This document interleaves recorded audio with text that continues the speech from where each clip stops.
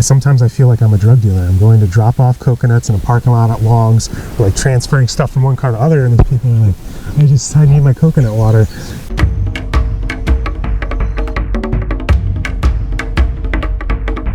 I'm Jonnie Coconuts here in Pahoa, Hawaii. I do sell coconuts, and I also climb trees and do tree services. So basically, client calls me up, and I'm able to take care of a tree in one of two ways, either doing a regular cut or a hotel cut, which you normally see at a hotel, done for aesthetics, for safety, trimming up a tree basically to a 45-degree angle, taking out all the little keikis and flowers and everything, so it's safe for everyone around, liability purposes and all that. Otherwise, if I have a regular customer who has me just come into their property, I can also do regular cuts, which is something that I'll maintain every 3 months, come back, redo the tree, and just basically give it a haircut every few months. Yes, there's multiple climbers out in the area. Some are trimmers, some are just coconut pickers. For myself, I do both, and then try to expand beyond that to have a coconut base of selling coconut water. I have clients and restaurants that I provide to in Hilo and Pahoa that either purchase coconut water by the gallons, or they're also purchasing specific coconuts based on my number system so that they can make coconut milk or coconut yogurt, using it to make kefir or any other extraneous things you can do with the coconuts, making coconut bacon vegan, or coconut French fries, which is another common one you can do. Do you have these recipes? Yeah, they're pretty simple. Yeah, the older ones, so if you take an older coconut, the thick meat inside, use this tool actually. This will take out the meat from the inside. It's a little sickle tool. Have half of thing, pop that out. Once you get that half of the coconut, basically you slice it long, cook it up in some coconut oil on medium heat, and just add a little Himalayan sea salt, black pepper, and liquid smoke. And then you just let that kind of dry out on a napkin after, and it tastes like, they look like French fries, they have the crispness of it, and it kind of tastes like popcorn bacon. So it's pretty good. I also provide coconut tasting courses. So on my website, I have that available for people. So if you hire me, I can come to your place. You got a couple people, set up, and I'll bring the age range of the coconuts, the 1 through 8s, and basically kind of give you a class, a lesson, and teach you, this is a young popper, these are ghost jellies, these are spoon and finger meat, and then you get the sweet ones and the champagne nuts, which are the ones that have the effervescent qualities, little tiny like bubbles in it. It's kind of like a coconut champagne. It's where it's starting to ferment and get to the further stage, which would be a shaker nut, which is the most common nut you'd normally find on the ground, ones that kind of drop on their own. They're made to be sea bearing for up to 2 months. They're a big hard shell inside, thick outer coat. It's light. It's made to float and pop up on an island and grow into a tree. Those are the ones you can make the coconut fries out of, or the bacon. But the water itself, when you pick it up, you shake it, and you can actually hear the water in it. That means there's an air gap. So it's staging out. It's going into becoming a sprout, essentially. And the water is very oily. All the oil is being pressed out of the coconut meat. So it's not really something that you would drink. Some people, if they want to do a flush, if you will, or a cleanse, that would be the ones that you would drink a lot of. But otherwise, kind of stay away from those as far as drinking nuts. Mainly my customers want the young poppers. Those are the ones that you would use this popper tool here. This one's a little bent, but this is a Brazilian tool, T-shaped. Basically, you would take it on the crown or the cap of the coconut, you pop it off, core it like you would an apple, and then you're able to just drink it right there. So it's easy for people who don't know how to use a machete, who are just kind of traveling on the road and want to have it in the car, drink real quick. And those young ones are the ones that you will be getting most of the benefits as far as electrolytes, potassium, magnesium, vitamin E, all those nutritional benefits. Once you start to age a little bit older, you start to get the residual sugars. So you'll start to get the sweetness, which is very good, tastes great, but you're also then getting glucose, and what would then turn into fat if you don't burn it off. So you can't always drink a bunch of sweet coconuts all day. So that's why a lot of people buy the poppers, and they'll buy 10, 20, 50, 100 at a time. I have some people doing cleanses where they're drinking just that, no water intake, just coconut water, and they'll have 10, 15 a day. So that keeps me busy. It's basically like you're having a Gatorade. It's kind of like a sports induced drink. A lot of people, professional athletes, are now using coconut water. Granted, they're mostly getting pasteurized coconut water, the ones in bottles that are sold in stores. They're from like Thailand or Philippines. Those I can't necessarily back up. I don't know exactly what they have, but I have tested all of them, at least taste-wise, and I found them not to taste like coconut water. They don't really tend to taste like something where you're going up in a tree and having it right there as fresh as possible, which it makes sense because coconut water can only really last, especially a young popper coconut, can only last about 5-6 days, and that's optimal conditions where you're having them on the rack still. So this would be the rack. This is the rack. The coconuts are still on there. And then also in the shade. They don't like to be in the heat. If you leave them out in the sun, they can get sunburnt. So they're kind of like humans there. So that's a popper that you've got. So this one is not a popper. So this would be a stage past. This would be a number 4. This is going to be our kind of magic nut yogurt meat. The meat inside is almost like sashimi style. It's a little bit rubbery, not yet exactly firm and grainy yet, which would be a number 5, where it gets to the real sweet water.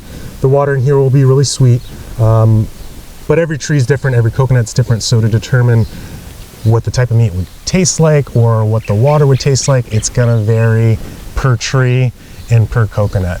A lot of people ask me like, hey, I want, this specific one, this specific one. The number system I created, the 1 through 8, that helps kind of break it down into the stages and age of what you get. But as far as the flavor profile, that's kind of based on each individual tree because there's so many different varieties of coconuts. But yeah, this one would be one that you would need a machete to open up. And then if you were to, say I harvested this yesterday, on the rack in the shade, these could last potentially up to 2 weeks. An even more optimal condition would be if you were to have it inside a air-conditioned house or a refrigerator. That just like an avocado would kind of hold it and keep its age well. Otherwise, if say I were to have this for 4 or 5 days and it's starting to get a little older, if you opened it up then, harvest it and put the water into a bottle and then put it into a fridge, that would then extend the life of it another 5 to 6 days. So essentially you can make the youngest of the coconuts, the poppers, last you anywhere between 10, 12 days if you extend it through the fridge. Otherwise, an old shaker nut, a number 7, made to be seed-bearing up to 2 months, those on a rack in the shade, optimal conditions, those can last weeks. And that's good if you're holding a stockpile. Say you have a bunch. I had one customer that was essentially buying them for all his chickens and ducks as feed, because he could open those up and then have that and then use all the coconut husks, the byproduct after, to use for layering bases of your raised flower beds, your herb gardens, filling in pukas, whatever it is, creating mulch and soil, essentially. So everything on the coconut tree is organic. As long as people aren't like spraying, poison on their properties, everything is organic. It uses reverse osmosis to pull all that rainwater up into the trees and then back down into the coconut. So it's a really amazing process. And specifically being out here in Hawaii, it has a lot of what they say is mana, which is like strength, a big Hawaiian cultural thing through the elites, the royals of the Hawaiian kingdom, used the coconut in every aspect. So they were using it to make thatching for roofs, they were using it for lays, they had the bottom root systems were actually like toothbrushes that they used. This is back when we didn't have dental. But yeah, the husks of the tree, or the actual trunk of the tree, would be used to make drums. Then you have basically the sap up top they can make into a form of an alcohol. And the list goes on. Every country, you go across the world, uses it in a different way and makes it into a different thing, but essentially it's like the Inuits in Alaska. They make a kill for the family, and they have, a seal, and they use every single piece of it down to the blubber for, using it for lighting or whatever. So it's kind of the same idea with that. So using coconuts and having them in your life and trying to use the byproducts all the way down the line is essential to the culture here, which is really beneficial for the people and everybody who gets to be a part of it too, which is pretty cool, being out here in the tropics and you can see coconut trees all around us right now. You've been doing this for 8 years? So a little bit over 8 years. Yeah, I came here in December of 2012 onto an organic farm down in Papaya Farms Road, which is down in Kauai, kind of on essentially the Red Road and Government Beach Road, which has changed over the years with the lava flows that have crossed it and covered it and made it different. Within the first couple weeks, they had a stand, which is the same stand that I have here today. I bought the same one just because that's what I learned on. And you can see here, these are my ropes. But this would be the tree stand, and what it's sold as is a deer hunting stand. So I could plug it. It's called Summit Tree Stands, the company. And this is aluminum welded, and it has two pieces, top and a bottom. Together they weigh 15 pounds each, and they actually have a backpack strap that connects to those so you can hook them together and hike them into a park or wherever you want to go to. So basically this is the top, this is the bottom. You have some go around the tree, so they would go around the top, and basically you're kind of just inchworming up. You're doing kind of like ab crunch and then pull-ups going all the way up. Use this as a little pad. So this essentially is a seat. So normally they would get up there, this would be up here, they would sit on this, and hunters would basically turn around and use their bow or gun to wait for their kill. But I use it for hunting coconuts. So basically I just go up and down. I've been using this stand. I had my first one last me about 7 years, and then this is the second go around. But it's very light, it's very efficient, works well. And then I have the ropes. These are 100-foot ropes, 50-foot ropes, and 25-foot ropes. I have my harness, so I'm locked in when I'm in the tree safely so I don't get hurt, fall out of the tree. Hand saw on the side, which helps cut the coconut racks. You can see from here, it'll be a little cut that I do here. And I also use a Sawzall recently over the last couple of years, just for efficiency, and when I'm doing certain specific cuts, when I do hotel cuts. You're trimming a lot of fronds, you're taking a lot of stuff out, so to constantly be doing one hand saw going through, I realized after a few years that my right arm was getting bigger than my left arm. So I was like, I either have to start using my left arm more, or I have to use something that's not going to use all my energy on one side. And it does help to use more efficient things, work smarter, not harder kind of concept, so you're not overusing your body. I have been doing this for 8 years now, and so from 28 and now I'm 36. You know, I have sprained wrists, injured pinky, thumb, chainsawed my knee. I've hooked myself with a handsaw. It's, you know, it's part of the game, but your body can't last forever. So trying to do things smarter and more efficient is definitely key to continuing the process of working out here for coconuts. I've trained a lot of people to climb, taught a lot of friends, but I have had a couple people I've trained to try to get them essentially to be me. And it's just really hard, specifically in Hawaii, to find reliable work and people to show up on time, be consistent, and have that mentality. And for myself, coming from New York, upstate New York, just having that mentality right out of high school and college, just showing up on time, you're late. You know, if you show up early, you're still competing with 20 other people for the same job. So it was always a competitive playing field. Out here, essentially, if you show up on time, you're praised and you get whatever job you want. So even trying to get that is very hard to find. So working for myself is basically just being dependent on my own work and what I can do. I do have to take days off for rest or injuries or whatever, but what I do is offer discounts. So then basically if a customer, say they want, you know, 10 trees trimmed, half of them regular cut, half of them hotel cut. I offer discounts for coconuts and for ground help. So there's either live action ground help or there's post ground help. The live action ground help would be essentially you would be beneath the tree while I'm going up it. You're untying ropes for me, you're moving coconuts, you're taking fronds, moving them, dumping them over to this spot, whatever. I offer a 30% discount for that. So basically it saves me the time and energy. I don't have to hire someone at $15 an hour to work ground, and I get that work done, they get a discount.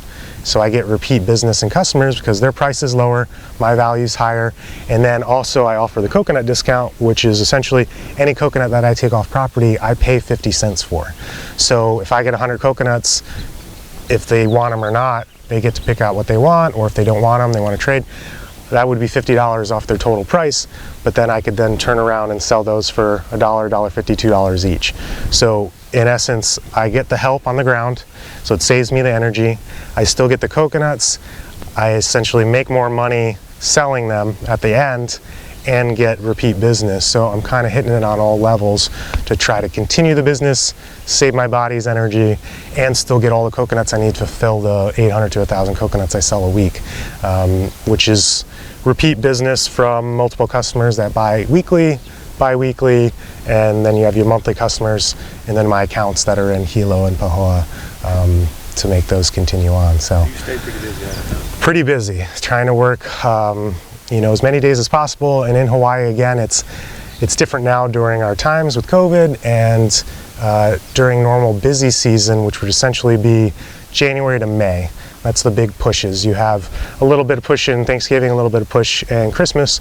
You have the cruise ships that are coming in all the time. But January to May is kind of peak business. That's when most things are happening. Last year during COVID, my business tripled, but that was essentially just people who were living here on island who were wanting hermetically sealed, antiviral, delivered coconuts. So it was kind of a product that was already sought after, but now with our times, it kind of made it more sought after. So I was able to kind of continue and do that. At one point, I think I was working, sometimes 27 days in a row, where I was climbing every single day, whether that be one tree or 12 trees, which is kind of my max in a day, 12 trees. But yeah, it's kept me busy. It's kept me in shape. I get to meet different people, different customers. Each relationship is different. Every property I go to, every person, it's a different, unique relationship. And on top of that, being able to be up in a tree 50, 60 feet on an ocean, looking out. I mean, I've been up in a tree down in the park down here, and this was many years ago, and I was just getting up in the tree, and all of a sudden I saw something out of the corner of my eye, and I looked, and it was a humpback whale doing a full breach and came down, and I mean, I looked around and I was like, and there was nobody. I was like, that was just for me. And it was just those very small, unique things that you get to see and experience that was really amazing.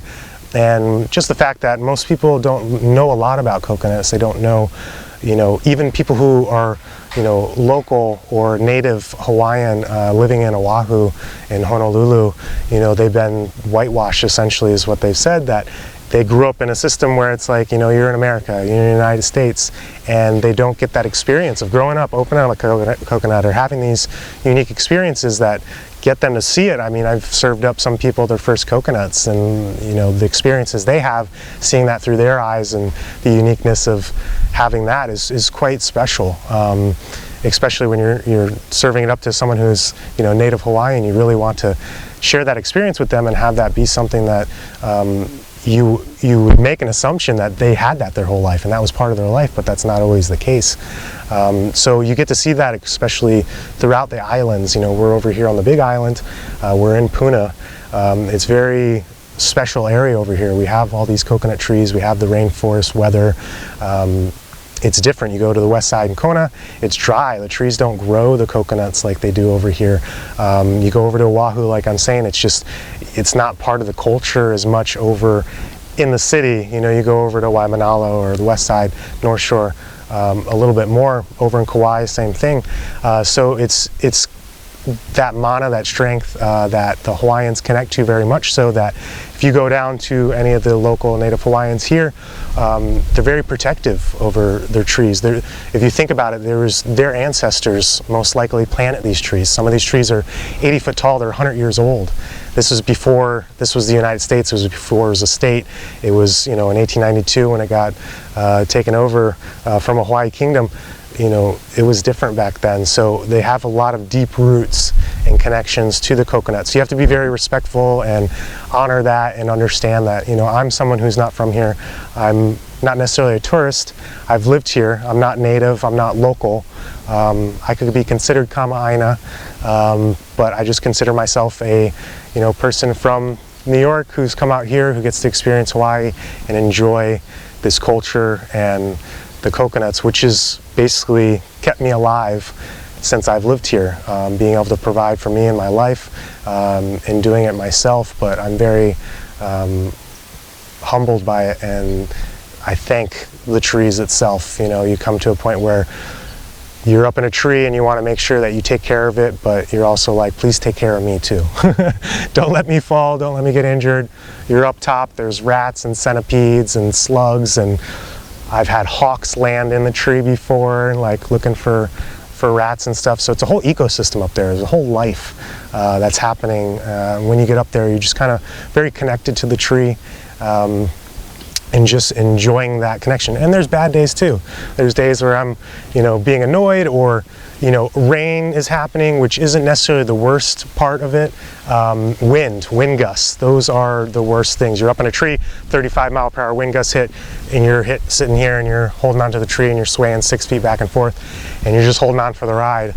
And that happens because I have to climb so much, I have to fulfill so many orders. You just have to go and do it. It's not a job where you can basically say, all right, well, I'm going to do it once a week and then make that happen. You're not going to be able to kind of keep it going and be consistent and have a business that people are going to want to, come back to. So yeah, I've enjoyed it. It's been ups and downs of working by myself and using it, but I've learned so much over the years. I've definitely gotten my 10,000 hours in, climbing at least 1,000 trees a year. And yeah, it's got me to this point in my life where I'm able to live and be comfortable and expand my business, and hopefully train enough people that can continue it on. And every year, like this past Earth Day, try to plant coconut trees and keep it going. So you have to keep planting the trees to make it, prosperous for the people in the future, because I'm not going to be doing this forever. But essentially, at one point, I want to buy property and just plant a bunch of coconut trees for my little nieces and nephews, and make sure that they have something for the future too, so that they can come out here and maybe be the next Jonnie Coconuts.